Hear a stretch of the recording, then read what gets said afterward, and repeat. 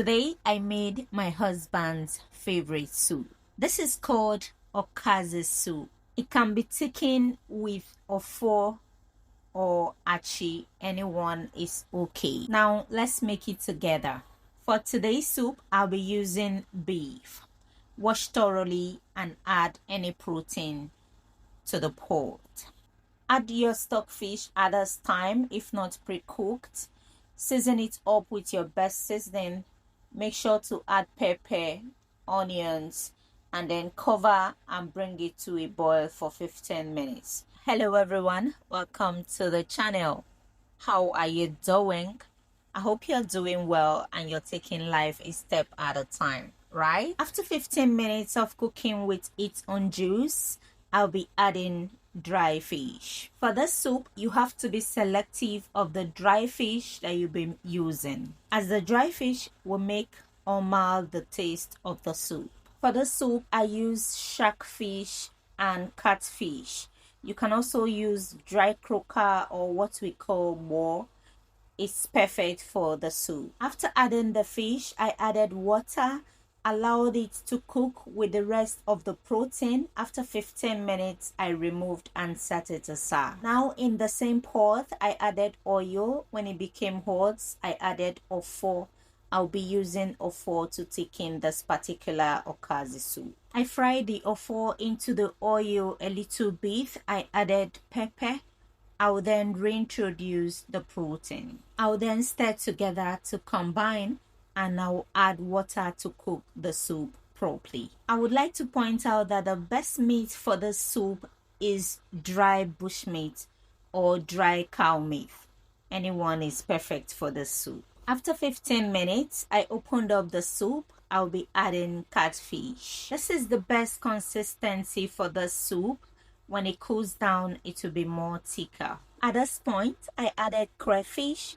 I will stir together to combine. After that, you taste and adjust with any lacking ingredients. I love to add crayfish before adjusting with any lacking ingredients because crayfish is a bit salty. So if you don't understand the taste of the soup at the moment, you might oversalt your soup. While the soup was boiling, I pounded the first batch of Okazi. You can blend if that's what you have available. This is the right time to add your periwinkle. So I added periwinkle and I will stir together to combine. Cover it and allow it to simmer for 3 minutes. And then we're going to put off the heat. Now, when I said I will put off the heat, someone might be asking, what about the Okazi leaf? Please hit the like button if you're getting any value from this video. And also subscribe if you haven't done so up until this moment. At this point, the light is off. I'll stir to enable the heat to evaporate.